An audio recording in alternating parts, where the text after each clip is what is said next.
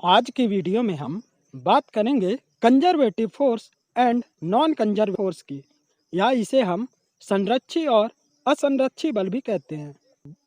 मान लो एक ऑब्जेक्ट को हमें ए से बी तक ले जाना है। इसके लिए हमारे पास कई पाथ हो सकते हैं। इस ऑब्जेक्ट को हम डायरेक्ट पाथ ए बी से ले जा सकते हैं, और भी इस तरह के कई पाथ हो सकते हैं। जैसे हम इसे पाथ ए पी बी और ए क्यू बी से भी ले जा सकते हैं। अब मान लो ऑब्जेक्ट को ए से बी तक ले जाने में किया गया कार्य W1 है, और इसी तरह पाथ ए पी बी द्वारा ऑब्जेक्ट को ए से बी तक लाने में किया गया कार्य मान लेते हैं W2 है, और path A Q B choose करने पर मान लेते हैं हमें W3 कार्य करना पड़ता है। आपको तो पता ही होगा, कार्य करने के लिए हमें बल की ज़रूरत होती है। अब यदि इन सभी पाथ को चूज करने पर यदि ऑब्जेक्ट को ए से बी तक लाने में किया गया कार्य बराबर हो, अर्थात W1 बराबर हो W2 के और ये दोनों बराबर हो W3 के, तब हम कह सकते हैं कि किया गया कार्य संरक्षी बल या कंजर्वेटिव फोर्स द्वारा किया गया है।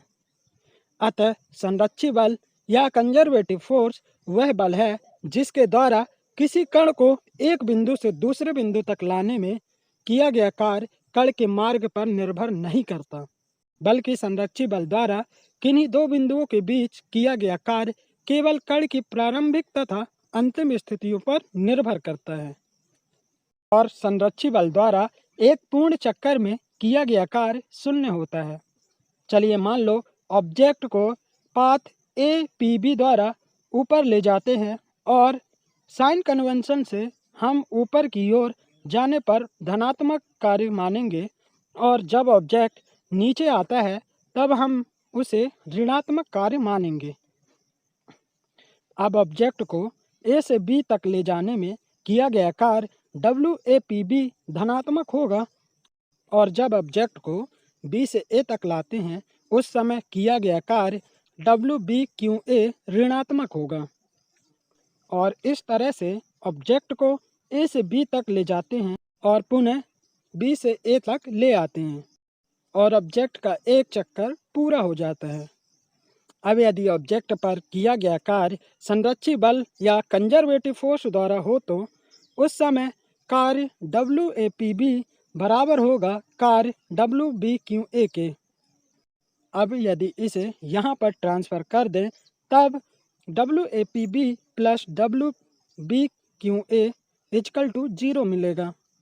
और आप देख सकते हैं जब हम ऑब्जेक्ट को ए से बी तक ले जाते हैं उस समय किया गया कार्य WAPB, और जब हम ऑब्जेक्ट को बी से ए तक लाते हैं उस समय किया गया कार्य WBQA का जो सम होता है वह शून्य होता है। अर्थात संरक्षी बल द्वारा एक पूर्ण चक्कर में किया गया कार्य शून्य होगा। कंजर्वेटिव फोर्स का एक बेहतरीन एग्जाम्पल है गुरुत्वीय बल। अब यह किस तरह से है आइए देख लेते हैं। मान लो यह ऑब्जेक्ट अभी इस सतह पर है। अब यदि हमें इस ऑब्जेक्ट को इस लेवल से इस लेवल तक ले जाना हो तब हमें कुछ कार्य करना पड़ेगा। और जब यह ऑब्जेक्ट यहाँ पर था उस समय गुरुत्वीय बल mg नीचे की ओर लग रहा था, और यदि इस ऑब्जेक्ट का यहाँ से h ऊंचाई पर ले जाना है तो हमें इस mg के बराबर ऊपर की ओर बल लगाना पड़ेगा, और इस दौरान किया गया कार्य W = mgh होगा, जहाँ पर mg बल है और h विस्थापन के बराबर है, और इन दोनों का मल्टीप्लाई हमें कार्य देगा। अभी तो हमने इस ऑब्जेक्ट को सीधा सीधा ए से बी तक ले गए हैं। अब इस ऑब्जेक्ट को कुछ इस तरह से इंक्लाइंड पाथ से सेम हाइट तक ले जाते हैं, तब क्या हमें सेम कार्य करना पड़ेगा? और यदि गुरुत्वीय बल संरक्षी बल है तो किया गया कार्य पाथ पर डिपेंड नहीं होना चाहिए। चलिए इसे देख लेते हैं। चलिए इस ऑब्जेक्ट को हम इस तरह से इंक्लाइंड पाथ ए से बी धीरे धीरे ले जाते हैं। इस स्थिति में इस वर्टिकल पाथ के सापेक्ष इंक्लाइंड पाथ में कम बल लगाना पड़ता है और यह बल कितना होगा इसका पता हम फोर्स के वियोजित घटक करके लगा सकते हैं। अब मान लो यह पाथ क्षैतिज से थीटा कोण से इंक्लाइंड है। अभी इस समय इस ऑब्जेक्ट का भार mg नीचे की ओर एक्ट करेगा और यह सरफेस एक नॉर्मल रिएक्शन ऑब्जेक्ट पर कुछ इस तरह से एक्ट करेगा। अब यदि इसे पीछे की ओर बढ़ाते हैं उस समय यह mg के साथ थीटा कोण बनाता है। अब हम इस गुरुत्वीय बल का वियोजित घटक कर सकते हैं। तब mg cos थीटा इस दिशा में आता है और mg sin थीटा इस दिशा में होगा।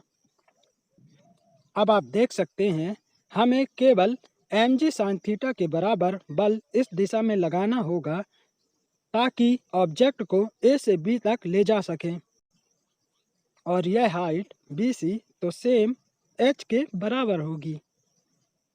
अब यदि A से B तक का विस्थापन S हो तब किया गया कार्य W S mg sin theta होगा और हम इस रेक्टेंगल ACB से S का मान निकाल सकते हैं। तब यदि हम साइन का प्रयोग करें तब हमें साइन थीटा H/S मिलेगा और फाइनली S H/sin थीटा मिलेगा।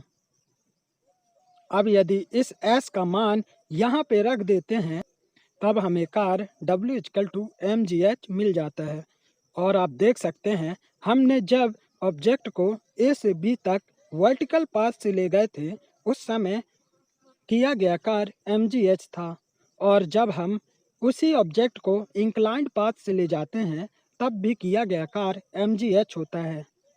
अतः गुरुत्वीय बल संरक्षी बल है या कंजर्वेटिव फोर्स है और इसके द्वारा किया गया कार्य पाथ पर डिपेंड नहीं करता। चलिए अब आप तो समझ गए होंगे कि एक संरक्षी बल किस तरह पाथ पर डिपेंड नहीं करता, वह केवल प्रारंभिक और अंतिम पोजीशन पर ही निर्भर करता है। चलिए अब असंरक्षी बल या नॉन कंजर्वेटिव फोर्स क्या होता है समझते हैं। वह बल जिसके द्वारा किसी कण को एक बिंदु से दूसरे बिंदु तक ले जाने में किया गया कार्य कण के मार्ग पर निर्भर करते हैं असंरक्षी बल कहलाता है। अर्थात यदि हम इस ऑब्जेक्ट को ए बिंदु से बी बिंदु तक अलग अलग पाथ से ले जाते हैं तब उस समय ऑब्जेक्ट को ए से बी तक ले जाने में किया गया कार्य अलग अलग होगा और इस तरह के कार्य करने वाले बल को हम असंरक्षी बल या नॉन कंजर्वेटिव फोर्स कहते हैं।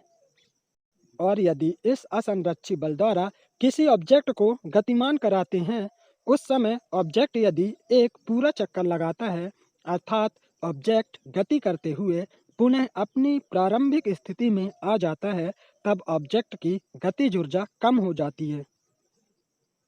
घर्षण बल असंरक्षी बल का एक अच्छा एग्जाम्पल है। चलिए इसको एक एग्जाम्पल से समझते हैं। मान लो इस ऑब्जेक्ट को ए से बी तक एक बल के माध्यम से ले जाते हैं तब इस समय इस बल द्वारा किया गया कार्य उसकी गतिज ऊर्जा में वृद्धि कर देता है, परंतु इस दौरान फ्रिक्शन फोर्स ऑब्जेक्ट के गति के विपरीत दिशा में लगता है और इस फ्रिक्शन फोर्स के कारण किया गया कार्य ऋणात्मक होता है और यह घर्षण बल ऑब्जेक्ट की गतिज ऊर्जा को कम कर देता है। और यदि यह ऑब्जेक्ट एक पूरा चक्कर लगाते हुए वापस बी से ए तक आता है तब घर्षण बल की दिशा भी बदल जाती है और यह घर्षण बल दोबारा से ऑब्जेक्ट की गतिज ऊर्जा को कम कर देता है। इस तरह से यदि हम एक पूरे चक्कर में देखें तब घर्षण बल लगातार ऑब्जेक्ट की गतिज ऊर्जा को कम करता है और इस घर्षण बल द्वारा किया गया कार्य ऋणात्मक गतिज ऊर्जा के रूप में मान सकते हैं और इसका मान एक पूरा चक्कर में शून्य नहीं होता बल्कि ऋणात्मक हो जाता है। अतः घर्षण बल पाथ पर निर्भर करता है और इस बल को असंरक्षी बल कहते हैं, जबकि संरक्षी बल द्वारा एक पूरे चक्कर में किया गया कार्य शून्य होता है।